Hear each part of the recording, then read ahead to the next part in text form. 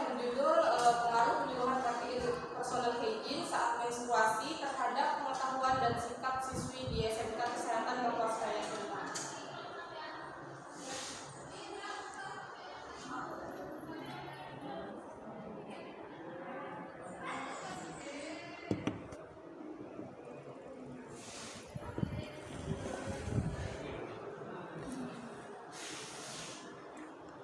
Latar belakang masalah yang pertama yaitu terdapat variabel dependen. Pengetahuan seseorang mengenai personal hygiene mempunyai efek bagi perilaku praktik personal hygiene.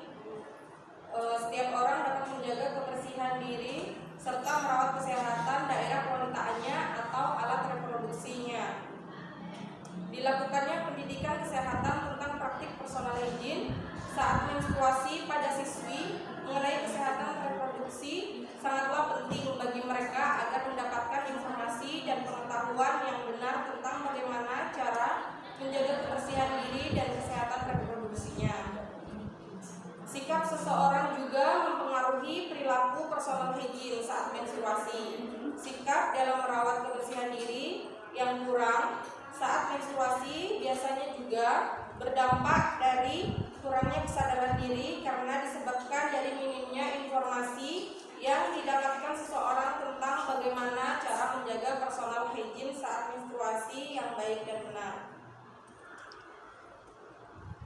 Penyuluhan kesehatan atau pendidikan kesehatan yang diberikan secara efektif dan komprehensif yaitu salah satu cara yang dapat mengurangi kejadian infeksi bakteri vaginosis yang disebabkan dari tidak menjaga kebersihan diri atau personal hygiene pada saat menstruasi. Rendahnya perilaku praktik dan pemahaman remaja putri mengenai personal hygiene atau kebersihan diri saat menstruasi dapat berdampak negatif pada kesehatan dan menimbulkan beberapa penyakit berupa infeksi saluran reproduksi atau ISR seperti vaginosis bakteri vulvovaginal, candidias atau sariawan pada organ kewanitaan, trichomonas vaginalis atau penyakit menular seksual dan lain sebagainya. Personal yaitu perorangan dan hygiene merupakan kesehatan.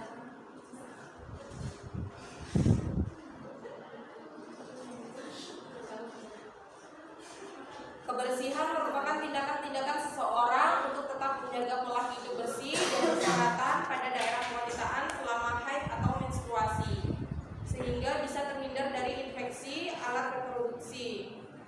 Perawatan dan menjaga kebersihan diri atau yang disebut juga dengan personal hygiene pada saat menstruasi pada wanita atau remaja putri adalah masalah yang penting sebagai penentu keadaan kesehatan wanita atau remaja putri yang akan mempengaruhi pada masa tuanya.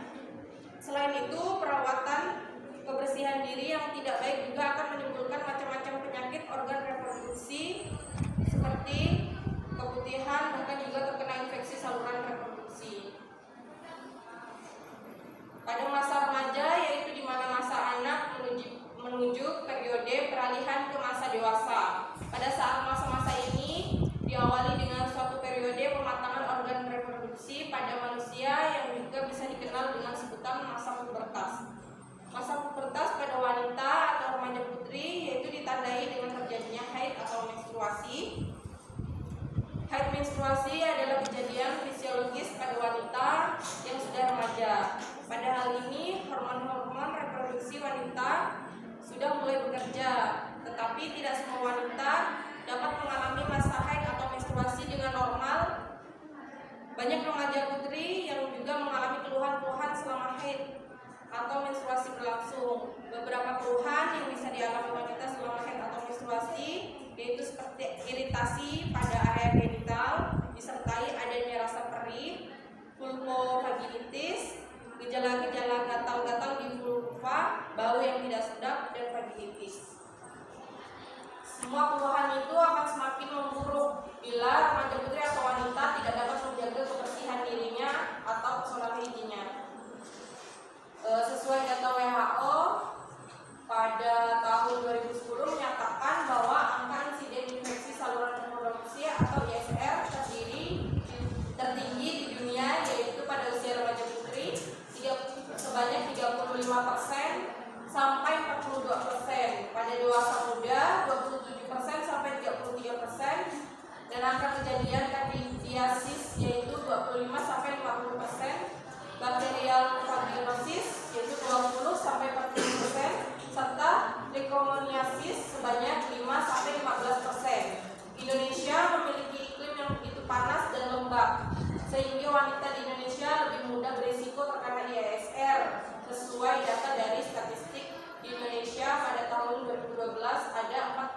3,3 juta jiwa remaja putri umur 10 sampai 14 tahun perilaku personal hygiene-nya sangat buruk.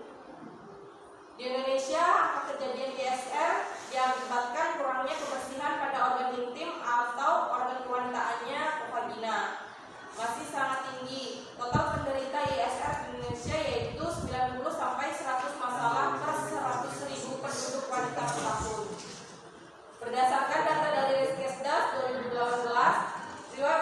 riwayat menstruasi pada remaja putri dengan usia 10 sampai 19 tahun di Provinsi Kalimantan Barat sebanyak 76%. Menurut dari 14 kabupaten atau kota di Provinsi Kalimantan Barat, riwayat menstruasi remaja putri usia 10 sampai 19 tahun tertinggi yaitu di Kota Pontianak sebanyak 78,25%, sedangkan yang terendah di Sekadau sebanyak 61,79%. Nah, pada Kabupaten Sintang menduduki urutan ke-13 yaitu sebanyak 62,26%. Berdasarkan data dari Dinas Kesehatan Kabupaten Sintang tahun 2022, terdapat 280 kasus penyakit alat kelamin perempuan di Sintang. Di antaranya yaitu keputihan sebanyak 27 kasus, gangguan menstruasi sebanyak 158 kasus, dan penyakit kelamin lainnya sebanyak 70 kasus. Data dari Dinas Kesehatan per September tahun 2023 terdapat 147 kasus penyakit alat kelamin perempuan. Di antaranya yaitu keputihan sebanyak 13 kasus, gangguan menstruasi sebanyak 92 kasus, serta penyakit kelamin lainnya sebanyak 28 kasus.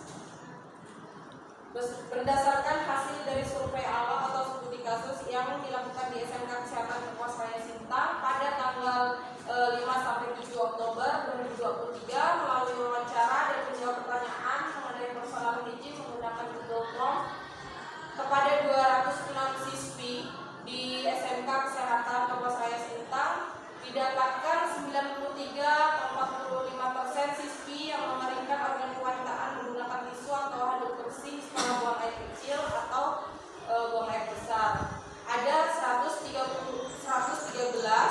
siswi yang tidak mengeringkan organ kewanitaannya menggunakan tisu atau handuk bersih setelah BAK atau BAB. Terdapat 95 atau 46% siswi yang mengganti pembalutnya dalam waktu 3-4 jam sekali pada saat menstruasi, dan 111 siswi yang tidak mengganti pembalutnya dalam 3-4 jam sekali pada saat menstruasi. Terdapat 167 siswi yang membersihkan organ kewanitaan menggunakan air bersih mengalir dari keran, dan 39 siswi yang tidak membersihkan organ kewanitaannya menggunakan air bersih mengalir dari keran. Terdapat 182 siswi yang membersihkan organ kewanitaan dari arah depan ke belakang, dan 24 siswi yang tidak membersihkan organ kewanitaan dari arah depan ke belakang. Terdapat 181 siswi yang mengganti celana dalam 2 kali sehari, lalu 25 siswi yang hanya 1 kali sehari mengganti celana dalamnya, serta terdapat 74 siswi yang mengalami gangguan menstruasi, yang artinya personal hygiene siswi di SMK Kesehatan Kabupaten Raya Sintang masih kurang baik.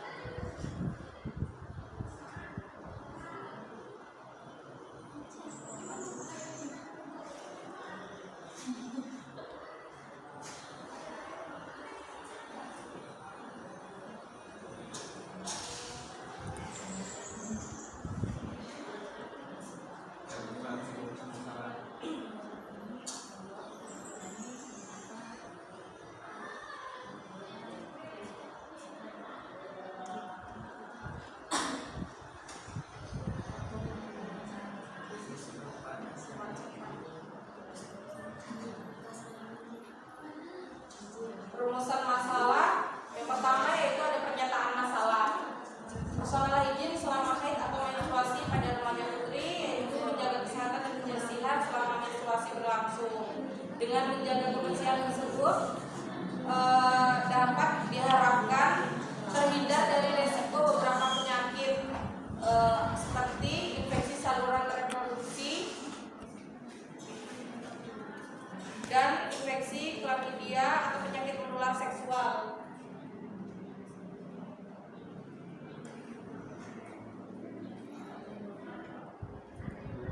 Kemudian ada yang kedua, ada pertanyaan pada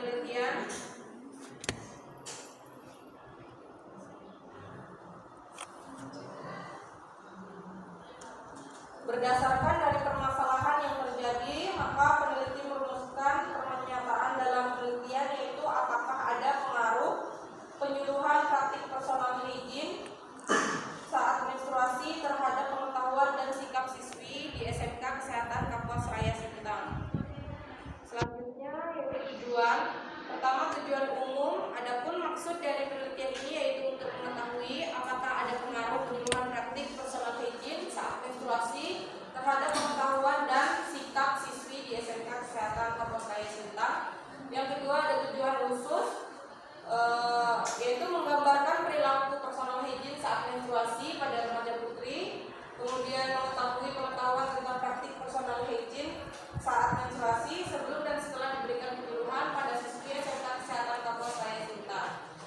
Yang ketiga yaitu mengetahui sikap dalam praktik personal hygiene saat menstruasi sebelum dan setelah diberikan penyuluhan pada siswi SMK Kapuas Raya Sintang.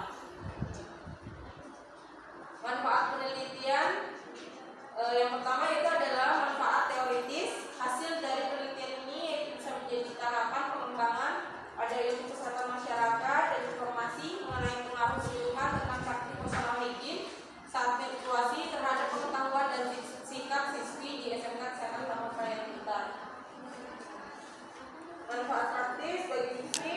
Berdasarkan dilakukannya penelitian ini bisa menjadi tambahan ilmu pengetahuan sehingga siswi tahu, mau, dan mampu untuk berubah atau merubah perilaku serta selalu menjaga personal hygiene saat menstruasi maupun pada saat sedang tidak menstruasi agar dapat menjaga kesehatan organ reproduksi mereka sendiri dari berbagai masalah atau penyakit pada organ reproduksi, salah satunya yaitu keputihan dan gangguan menstruasi. Ya, lanjut. Bagi sekolah, berdasarkan hasil dari penelitian ini dapat menjadi manfaat sebagai data atau informasi mengenai personal hygiene saat menstruasi pada siswi SMK Kesehatan Kapuas Raya Sintang sehingga kedepannya diharapkan agar bisa selalu memberikan edukasi serta dukungan kepada remaja putri agar meningkatkan perilaku personal hygiene yang baik. Ya, lanjut ke penelitian lain ya. Hasil penelitiannya Ya, lanjut. Ya, langsung bab 2 ya di kerangka teori. Dapat diartikan sebagai perumusan atau penyederhanaan dari kerangka teori atau teori-teori yang dapat dipertanggungjawabkan dan mendukung penelitian itu. Kerangka konsep ini berhubungan dengan penelitian yang dilakukan dari masalah dengan topik tertentu. Maka dari itu kerangka konsep terdiri dari variabel-variabel dan hubungan variabel dengan lainnya. Kerangka konsep dalam penelitiannya sebagai berikut. Variabel bebasnya yaitu pengaruh penyuluhan praktik personal hygiene saat menstruasi. Variabel terikatnya yaitu pengetahuan dan sikap. Sama ya, variabel penelitiannya. Ya, lanjut.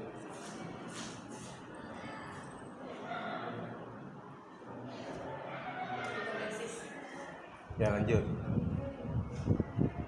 Ini desain penelitian. Lanjut, desain penelitian.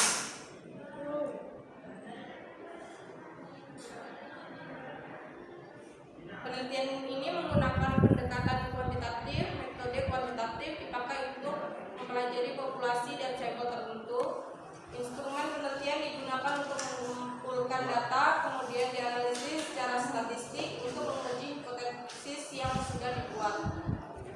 Penelitian ini menggunakan metode eksperimental dengan desain pretest post-test. Sebelum dan setelah dilakukannya intervensi akan diukur pengetahuan dan sikap siswi terkait praktik personal hygiene saat menstruasi. Data yang diperoleh akan dianalisis menggunakan uji statistik untuk menentukan apakah terdapat pengaruh yang signifikan dari penyuluhan praktik personal hygiene saat menstruasi terhadap pengetahuan dan sikap siswi. Ya, lanjut populasi sampelnya. Berapa populasinya? 206. Sampelnya? Sampelnya 67. 67 menggunakan survei ya. Desainnya Slovin ya? Iya, belum dirubah sih Pak, nanti mau dirubah. Ya. Kalau pakai Slovin enggak bisa ya? Lanjut dulu. Lanjut dulu. Madrasah ya. Lanjut.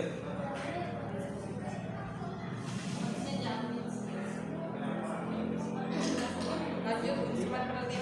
Ah iya. Udah ya? Udah ada lagi? Ah iya. Ya, silakan. Udah, Pak. Hmm. Baiklah, sekian dari presentasi proposal